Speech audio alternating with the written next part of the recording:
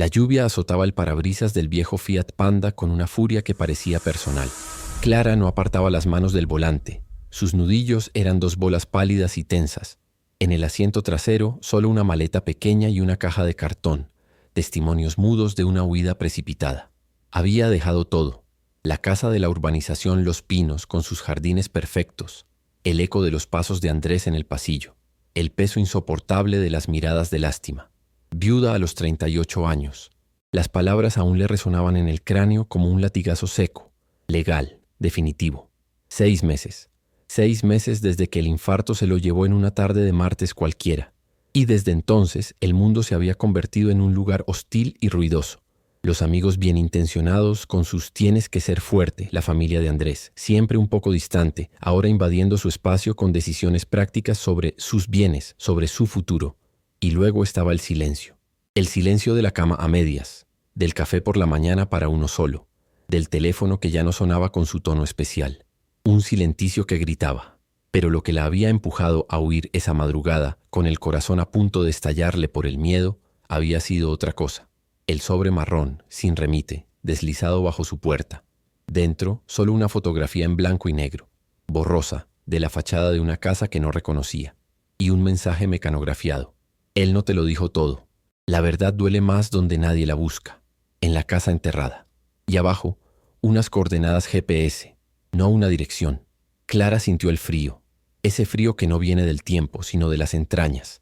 Andrés siempre había sido un hombre tranquilo, un ingeniero de caminos metódico. ¿Qué secretos podía guardar? ¿Qué era esa casa enterrada? El miedo, un animal vivo, se había instalado en su pecho.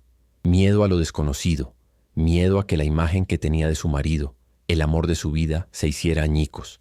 Miedo a estar completamente sola en medio de una tormenta que no entendía. Siguió las coordenadas alejándose de Madrid, adentrándose en la serranía de Guadalajara. La carretera se convirtió en pista, la pista en sendero.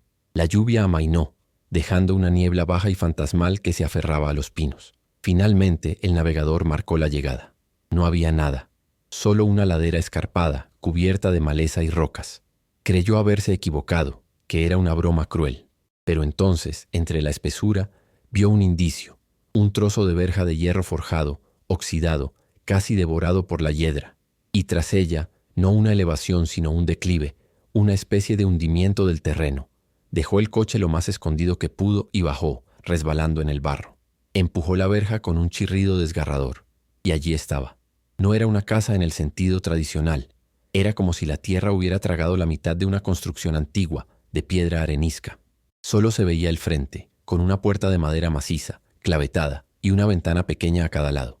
El resto del edificio desaparecía bajo la colina, como si se acurrucara en el regazo de la montaña. Una casa enterrada, literalmente. La puerta no estaba cerrada con llave, solo un pestillo grande, oxidado. Clara dudó. El aire olía a tierra mojada, a musgo y a tiempo detenido. El miedo le aconsejaba volver, pero la desesperación y esa necesidad visceral de entender, de encontrar un rincón del mundo donde el dolor no la persiguiera, fueron más fuertes. Respiró hondo y empujó. El interior era oscuridad y silencio. Un silencio denso, aterciopelado, tan absoluto que por un momento creyó haber quedado sorda. Encendió la linterna del móvil. El haz de luz cortó la penumbra, revelando una estancia principal. No estaba vacía. Había muebles cubiertos con sábanas blancas, como fantasmas domésticos. Una mesa, unas sillas, una estantería con libros. Todo cubierto por una capa gruesa de polvo. El aire era frío pero seco, sorprendentemente habitable.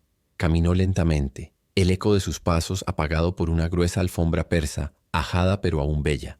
La linterna iluminó la chimenea de piedra, donde aún quedaban restos de ceniza fría, y sobre la repisa una fotografía en un marco de plata. Se acercó, limpiando el polvo con el dedo, y el mundo se detuvo. Eran Andrés y ella. La foto estaba tomada en la Plaza Mayor de Salamanca, en su viaje de bodas. Ella, riendo con un sombrero ridículo. Él, mirándola con esa expresión que ella creía reservada solo para sus momentos más íntimos. Una mezcla de admiración y ternura absoluta. Pero había algo imposible en esa foto. Estaba aquí, en este lugar secreto, enterrado. ¿Cómo? ¿Cuándo? Una oleada de confusión la inundó. Andrés conocía este lugar, y nunca, en 10 años de matrimonio, se lo había mencionado. Ni una palabra. El secreto empezaba a tomar forma, y era sólido, pesado. Decidió explorar más. Había una pequeña cocina, una despensa vacía y un pasillo que conducía al fondo de la casa, hacia las entrañas de la colina. Al final del pasillo, una puerta entornada. La abrió. Era un estudio. Una habitación más pequeña, forrada de estanterías de madera repletas de cuadernos, carpetas, libros de topografía y arquitectura. Y en el centro, un escritorio antiguo. Sobre él un cuaderno abierto, una lámpara de aceite y una pluma estilográfica, como si alguien hubiera estado trabajando la víspera. Clara se acercó, el corazón martilleándole en el oído. Alcé la linterna. En la página abierta del cuaderno, reconoció la caligrafía de Andrés, pulcra, firme, pero las palabras no tenían sentido. Eran ecuaciones, diagramas, notas sobre cargas estructurales, presión de la tierra, sistemas de ventilación ocultos, y luego, en una esquina, una frase subrayada. Para Clara, cuando la tormenta sea demasiado fuerte, perdóname. El aire se le escapó de los pulmones. Apoyó una mano temblorosa en el escritorio para no caer. ¿Perdón? ¿Por qué? Su mirada recorrió la estancia, las estanterías llenas de la historia secreta de su marido. Y entonces lo vio. En la pared del fondo algo que no cuadraba. Un trozo de papel pintado, un patrón de flores desvaídas que parecía suelto. Se acercó y tiró de él con cuidado. El papel se despegó revelando no una pared sino una puerta. Una puerta baja, de metal, con una rueda a modo de pomo, como la de una cámara acorazada o un refugio. Toda la realidad de Clara se comprimió en ese instante. La fuga, la soledad abrasadora, el miedo al acecho. Todo convergía aquí, ante esta puerta metálica en las entrañas de una casa enterrada que su marido le ocultó. ¿Qué había detrás? ¿La verdad que dolía más? ¿Un refugio final o una prisión? Las lágrimas contenidas durante meses tras una pared de hormigón de dignidad y dolor brotaron por fin. No eran sollozos ruidosos, sino un llanto silencioso, profundo, que le sacudía todo el cuerpo. Lloró por Andrés, por su ausencia. Lloró por el engaño, por la traición de este secreto. Lloró por ella, perdida y asustada en la oscuridad de un lugar que era a la vez un legado y una tumba. Las lágrimas caían sobre el polvo del escritorio, dejando pequeños cráteres oscuros en la superficie gris. Se quedó allí, con la frente apoyada en el frío metal de la puerta, llorando hasta que no quedó nada, hasta que solo quedó el vacío y una pregunta ardiente que consumía todo lo demás. ¿Abrirla? ¿La encontrarás la fuerza para girar la rueda y enfrentar lo que Andrés escondió? El secreto aguarda, y con él el eco de una elección que cambiará todo. El frío del metal impregnó su frente, un contacto glacial que la ancló a la realidad más inmediata. El silencio sepulcral de la casa, el olor a polvo y madera vieja, y el peso abrumador de la decisión. Durante un tiempo que no pudo medir, Clara permaneció así, como si el contacto con la puerta la conectara a una corriente subterránea de intenciones pasadas. Las lágrimas se secaron en sus mejillas, dejando unas finas estrías saladas sobre la piel. El llanto no había sido catártico, había sido un vaciamiento, y en ese vacío surgió algo nuevo, más tenaz que el miedo, una determinación fría, casi feroz. Andrés la había traído aquí, de un modo tortuoso y secreto, y ahora ella iba a reclamar esa verdad por muy dolorosa que fuera. Apretó los dientes, rodeó la rueda de metal con ambas manos y giró. No cedió. La oxidación la había sellado. Con un gruñido de esfuerzo que salió de lo más hondo de su vientre, volvió a intentarlo, empleando todo su peso. Con un chirrido que rasgó el silencio como un grito, la rueda se movió. Un giro, 2, 3. Un chasquido sordo resonó en la cerradura interna. Clara respiró hondo, colocó las manos en el borde de la puerta y tiró hacia sí. Se abrió con una succión de aire, revelando una oscuridad aún más densa. El haz de su teléfono, ahora debilitado, se perdió en la negrura sin encontrar un muro opuesto. El aire que salía era diferente, no olía a polvo, sino a algo estéril, metálico, como el interior de un hospital o un búnker. Dio un paso al interior, tentando el suelo con el pie. Era de cemento liso. Su linterna iluminó por fin el espacio. No era una habitación, era un pasillo estrecho, bajo, forrado de paneles metálicos grises. Las paredes tenían estantes empotrados, llenos de latas de conserva, bidones de agua sellados, paquetes al vacío con fechas de caducidad que se extendían años hacia el futuro. Su pulso se aceleró. Esto no era solo un estudio secreto, era un refugio antiatómico, una preparación para el fin del mundo. Andrés, su práctico, sensato marido, había construido esto. ¿Por qué? El pasillo desembocaba en una sala circular, no más grande que el salón de su piso en Madrid. En el centro, una mesa y 2 sillas plegables. En una esquina, una litera con un colchón delgado. En otra, un pequeño generador eléctrico y un sistema de filtrado de aire con conductos que se perdían en el techo. Todo era funcional, espartano y aterrador en su eficiencia. Pero lo que atrajo su mirada, clavada a la pared curva frente a la litera, fue un mural de fotografías y notas, conectadas por hilos de colores como una tela de araña de obsesión. Se acercó, con la respiración entrecortada. Allí estaba la historia que él nunca le contó. Fotografías antiguas, en sepia, de una casa señorial que reconoció. Era la casa enterrada pero nueva, completa, no semihundida. En ellas posaba una familia. Un hombre de bigote severo, una mujer de expresión triste y 2 niños. Uno de ellos, con una sonrisa tímida, tenía los mismos ojos grises y profundos que Andrés. Su padre, su abuelo. La quinta del Almés, decía una nota al pie. 1923. Luego, recortes de periódico amarillentos. Tragedia en la serranía. Deslizamiento de tierra sepulta parte de una finca. 1939. El año del fin de la guerra civil. Notas manuscritas de Andrés explicaban el proceso geológico, los estudios del terreno. Su abuelo, el niño de la foto, había sobrevivido. La casa, dañada y considerada maldita, fue abandonada. La tierra la reclamó. Los siguientes documentos eran planos de la casa original y otros, superpuestos, de modificaciones estructurales, firmados por Andrés, fechados hacía 8 años, 2 años después de su boda. Clara sintió un nuevo escalofrío.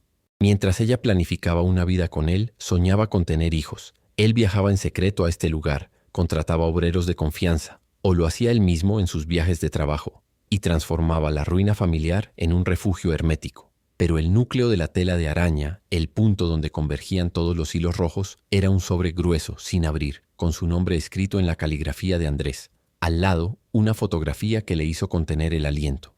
Era de ella. No una foto robada, sino posada. Estaba sentada en el banco de un parque, el de la Fuente del Berro en Madrid, leyendo. Llevaba el abrigo azul que tanto le gustaba a Andrés. Y en el borde inferior de la foto, una fecha escrita. Exactamente una semana antes de su muerte. La habitación le dio vueltas. Él la estaba vigilando. O más bien la estaba documentando. ¿Por qué? Con manos que ahora temblaban de una forma nueva, de rabia mezclada con un pavor insondable, cogió el sobre y lo abrió. Contenía un cuaderno más pequeño, de tapas de cuero y una carta. Querida Clara, si estás leyendo esto es que lo peor ha pasado, o que el miedo te ha traído hasta aquí antes de tiempo.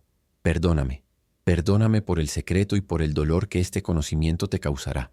Pero sobre todo perdóname por no haber sido lo suficientemente valiente para contártelo cara a cara. Mi familia no murió solo por un deslizamiento de tierras. Mi abuelo, el que sobrevivió, era un hombre atormentado. Había escondido aquí, en los cimientos de la casa, algo que no le pertenecía, algo que trajo consigo de la guerra, algo que ciertas personas nunca han dejado de buscar. Oro del Banco de España, Clara. Monedas, lingotes, un botín de la contienda que él ayudó a ocultar para una facción que luego se disolvió. Se convirtió en el guardián de un secreto que lo consumió. Mi padre intentó olvidarlo, alejarse. Yo, cuando lo descubrí entre sus papeles tras su muerte, sentí una obligación enfermiza. No por el oro, por el peso, por la maldición. Decidí no sacarlo.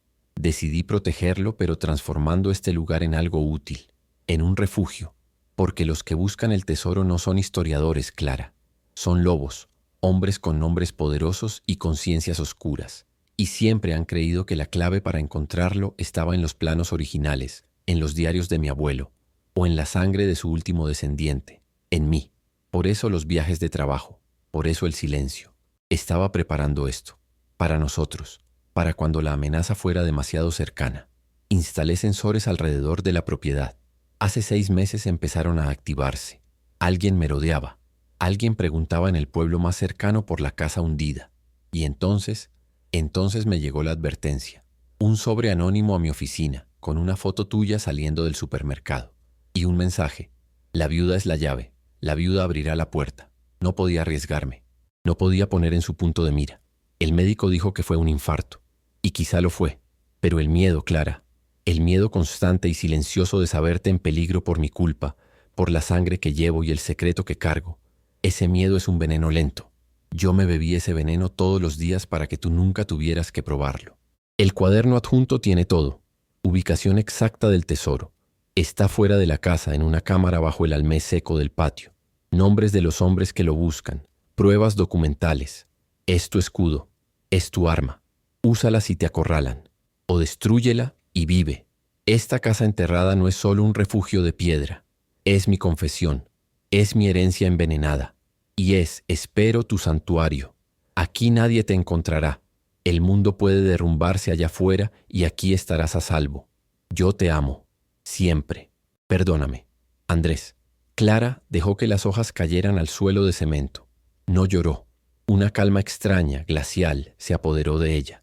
Toda su vida marital, todo su duelo se reescribía en ese instante. Su marido no había muerto solo de un infarto. Había muerto de miedo. Un miedo que llevaba años alimentando en silencio, creyendo que la protegía. La había convertido sin su consentimiento en la custodia de un secreto letal. La soledad que había sentido los últimos meses no era nada comparada con la soledad que Andrés había cargado durante años. Y ahora era suya. Cogió el cuaderno, lo abrió por la primera página. Nombres, empresarios, un expolítico, un coronel retirado, y direcciones, fechas, transacciones. Era un mapa de la sombra. Y entonces una foto reciente impresa en papel normal. Un hombre con una gabardina beige parado frente a su edificio en Madrid.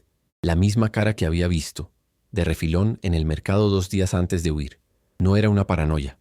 La vigilaban. El sonido la sacó de su estupor. No provenía del interior del búnker. Venía de arriba, de la casa principal. Un ruido seco, metálico, como el chirrido de la verja de hierro al ser abierta. Alguien acababa de entrar en la casa enterrada. Todo el miedo comprimido en el papel estalló en su sistema como una descarga eléctrica. Apagó la linterna del móvil. La oscuridad fue absoluta, un manto físico que la envolvió. Contuvo la respiración. Escuchó. Pasos. No cautelosos, sino firmes, pesados. 2 pares, quizá 3. Pisadas sobre las baldosas del salón, desplazando el polvo.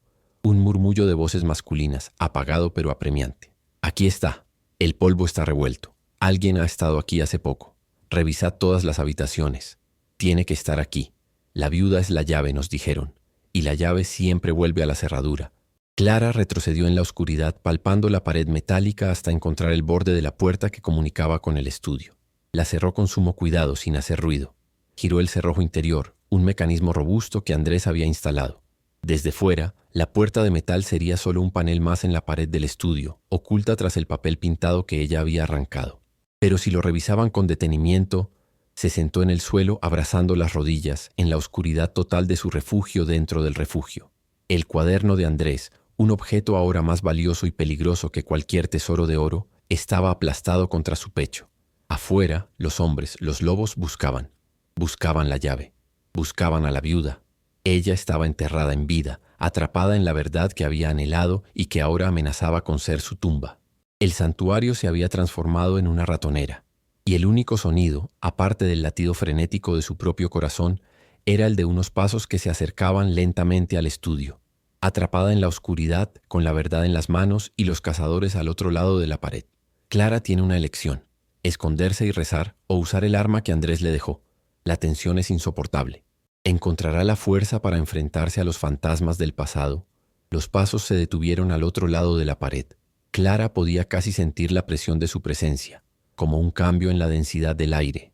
El sonido de sus propias pulsaciones le martillaba los oídos, un tambor tribal de pánico. Contuvo la respiración hasta que le ardieron los pulmones. «Aquí no hay nada, solo un escritorio viejo y papeles», dijo una voz ronca con un deje de frustración. «Mira este papel pintado, está suelto». Clara cerró los ojos aferrándose al cuaderno. Era su única arma y también su sentencia de muerte. Andrés le había dado un escudo, pero ella estaba acorralada, sin espacio para esgrimirlo. «Tonterías. Es una casa vieja. Revisa la cocina, el desván si hay. Tiene que estar por aquí. El coche está abandonado a medio kilómetro. No puede haber ido lejos a pie con esta niebla». Los pasos se alejaron del estudio, recorriendo el resto de la casa enterrada. Clara exhaló lentamente, pero la tensión no cedió. Sabía que era cuestión de tiempo. Volverían. Revisarían cada centímetro. Y encontrarían la puerta. En la oscuridad absoluta, su mente, nublada por el miedo, empezó a despejarse con una claridad despiadada. Andrés no había construido este refugio solo para esconderse. Lo había construido para sobrevivir. Y un refugio de verdad siempre tiene más de una salida. Se puso en pie, tanteando la pared con las manos. Ignoró la puerta por la que había entrado y comenzó a recorrer el perímetro de la sala circular, palpando los paneles metálicos. Buscaba una junta, una hendidura, algo que no encajara. En el tercer intento, detrás del generador, sus dedos encontraron un borde ligeramente elevado. No era un panel fijo, era una puerta de acceso al sistema de ventilación, sujeta con simples tornillos de mariposa. Con dedos torpes por el frío y la adrenalina, los desenroscó. El panel cedió, revelando un conducto cuadrado, lo suficientemente grande para arrastrarse por él. Un aire frío y terroso le dio en la cara. Era la salida, el otro camino. No conducía a la libertad, sino a las entrañas de la colina, al sistema de ventilación que Andrés mencionaba en sus notas. Miró atrás, hacia la puerta blindada. Allí estaban los hombres, la amenaza inmediata. Delante, la oscuridad de un túnel desconocido. Pero también, según la carta, en algún lugar al final de este laberinto de aire, bajo las raíces del almé seco, estaba el tesoro. La causa de todo su dolor. Tomó una decisión rápida y visceral. No huiría simplemente. No cargaría con este secreto como una víctima, como había hecho Andrés. Ella lo acabaría. Agarró una mochila de emergencia que estaba en un estante, metió dentro el cuaderno, una linterna que encontró junto al generador y una pequeña llave inglesa que podía servir como herramienta o como arma. Luego se introdujo en el conducto. Era un viaje claustrofóbico. El metal resonaba con cada movimiento y tenía que arrastrarse con la mochila a cuestas, sintiendo el peso de la tierra sobre la estructura. El aire era escaso pero circulaba. Siguió el flujo, eligiendo las derivaciones que parecían llevar hacia arriba, guiándose por el instinto más que por la certeza. Tras lo que pareció una eternidad, un tenue filtro de luz gris le indicó una salida. Empujó una rejilla que se dio hacia el exterior y emergió arrastrándose, cubierta de tierra y óxido. Estaba en el exterior, pero no lejos. Era un respiradero camuflado entre las rocas, en la parte trasera de la colina que engullía la casa. La niebla era espesa, un aliado. Desde aquí podía escabullirse, perderse en la serranía y nunca volver. Era la opción sensata, la opción de la viuda que huye. Pero entonces giró la cabeza y lo vio. Allí, en un claro pedregoso, se alzaba el esqueleto de un viejo almés. Estaba seco, muerto, sus ramas retorcidas como garras suplicantes hacia el cielo plomizo. El almés de los planos, el almés del tesoro. La carta de Andrés resonó en su mente. Decidí no sacarlo, decidí protegerlo, porque los que buscan el tesoro son lobos.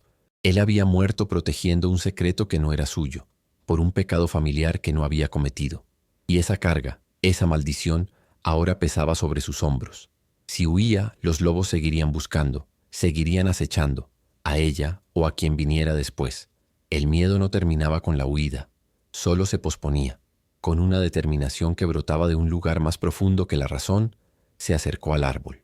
Buscó en la base entre las raíces expuestas como venas de la tierra. Y allí, disimulada con piedras y tierra compactada, había una losa de cemento. Usó la llave inglesa para palanca, con un esfuerzo que le hizo saltar las lágrimas de frustración y rabia. La losa se movió, revelando una escalera estrecha que descendía a una cámara no más grande que un armario. No había cofres relucientes, solo varias cajas de munición del ejército, oxidadas. Dentro, envueltos en arpilleras grasientas, estaban los lingotes. Oro, frío, pesado, inerte. El objeto del deseo que había robado la paz de su familia, la vida de su marido, y ahora amenazaba con robarle la suya. No sintió avaricia, ni siquiera curiosidad, solo un asco profundo. Este metal era la raíz de todo el veneno. Siguiendo un impulso que no podría explicar después, no cogió un lingote. Cogió uno de los paquetes de arpillera vacío que yacían en un rincón. Lo olió. A aceite rancio, a tiempo detenido, a miedo antiguo. Y entonces del doblez de la tela cayó un pequeño objeto tintineando contra el suelo de tierra. Era una medalla republicana deslustrada con una inscripción: Por la libertad, 1937, y en el reverso un nombre grabado a buril: Eleuterio Ruiz. No era el nombre de su abuelo político. Debía de ser uno de los hombres que escondió el botín, uno de los dueños legítimos antes de que la guerra y la codicia lo convirtieran en un secreto enterrado. En ese momento todo cambió. Esto no era solo un tesoro de lobos, era también una memoria robada, una historia sepultada. Un último mensaje de un hombre que quizá también murió de miedo. Andrés había visto solo la maldición. Clara, en la tierra fría de la cámara, vio también la prueba que podía cambiar el juego. Oyó voces a lo lejos, desde la fachada de la casa enterrada. Los hombres estaban volviendo, frustrados. «Tiene que estar», Buscad en el exterior. Revisad el perímetro. Clara salió de la cámara, cubrió la losa como pudo y se escondió entre los matorrales espesos junto al respiradero. No tenía un plan. Tenía una evidencia y una desesperación feroz. Sacó el cuaderno. Buscó frenéticamente entre los nombres. Uno de ellos, un expolítico llamado Federico Salas, tenía una dirección en Madrid, pero también una referencia. Veraneo en la finca La Colina, 5 kilómetros al norte de la casa hundida. Lugar de reuniones. La finca. Un lugar privado, aislado, donde los lobos se reunían en su guarida. Una idea temeraria, una locura absoluta, tomó forma en su mente. No podía enfrentarse a ellos con fuerza, pero quizá podía enfrentarlos con su propia arma, la verdad expuesta. Esperó a que los hombres se dispersaran en su búsqueda. Luego, con la niebla como manto, corrió de vuelta a su coche rezando para que no lo hubieran encontrado. No lo habían hecho. Arrancó y condujo lentamente, sin luces, por el sendero hasta encontrar una señal que apuntaba a La Colina. No era una finca, era una fortaleza. Muros altos, una verja electrónica, impenetrable. Pero Clara ya no era la viuda asustada que había huido de Madrid. Era otra cosa, una mujer con nada que perder y una verdad que vomitar. Estacionó el coche en la carretera, cogió la mochila y rodeó el perímetro hasta encontrar un punto donde un viejo roble extendía una rama por encima del muro. Escalar le llevó las últimas fuerzas que le quedaban. Cayó al otro lado en un jardín descuidado. Dentro, en una sala con ventanales, 3 hombres hablaban junto a una chimenea. Reconoció a uno de las fotos del cuaderno. Federico Salas, de pelo plateado y gesto autoritario. Otro era el hombre de la gabardina beige. El tercero, un tipo más joven y nervioso. Sin la viuda no tenemos la clave exacta. Los planos son ambiguos, decía el de la gabardina. Ella aparecerá. Tiene miedo. Y la gente asustada siempre comete errores, respondió Salas con voz calmada. Lo importante es que nadie más... ¿Que nadie más qué? Dijo Clara desde la puerta del jardín que había dejado entornada. Los 3 hombres se volvieron, atónitos. Clara estaba descalza, cubierta de tierra, el pelo enmarañado, con los ojos brillando de una luz que no era de cordura, sino de una furia glacial. En una mano, el cuaderno abierto. En la otra, la medalla de Eleuterio Ruiz, colgando de su cadena. Que nadie más descubra que no buscan solo un tesoro robado al Estado, sino que buscan borrar la evidencia de un robo anterior, el robo a los hombres que lo escondieron. Como él, alzó la medalla. Eleuterio Ruiz. Su nombre está en el archivo militar. Su familia, si la tiene, quizá todavía lo busque, como yo busqué la verdad. Salas recuperó la compostura, una sonrisa fría en los labios. Señora Vázquez, qué dramática entrada. Eso es una chatarra. Y usted está delirando con todo el dolor de su pérdida. Mi pérdida, dijo Clara, avanzando un paso, fue causada por el miedo que ustedes sembraron. Andrés murió de miedo, no de un infarto, de miedo. Y tengo aquí, golpeó el cuaderno, los nombres, las fechas, las transferencias a cuentas en el extranjero para financiar esta cacería, y la ubicación exacta del botín. El hombre más joven se puso pálido. El de la gabardina puso una mano bajo la chaqueta. Si me matan, continuó Clara, sin alterar el tono, una calma póstuma en su voz.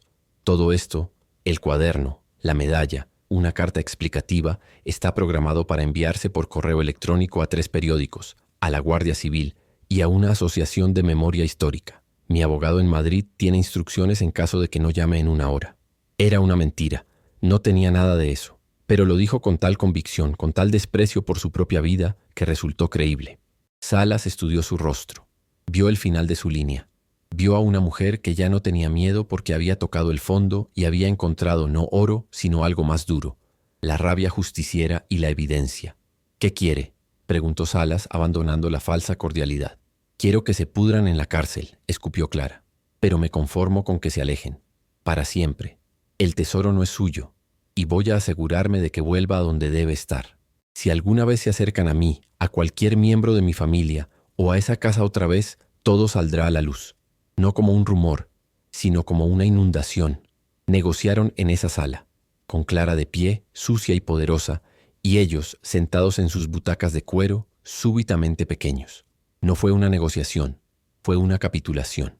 Clara tenía el cuaderno, tenía la medalla, y tenía sobre todo la voluntad de quemarlo todo, incluida ella misma, con tal de verlos arder. Horas después, Clara salió por la verja principal, que Salas abrió personalmente. No hubo amenazas finales, solo un silencio cargado de odio y derrota. Condujo de vuelta a la casa enterrada. Ya no había rastro de los hombres. La niebla empezaba a levantar. Entró en la casa que ya no le daba miedo. Había sido su tumba y era ahora su fortaleza. Cogió una pala de la cocina y volvió al almés. No sacó todo el oro.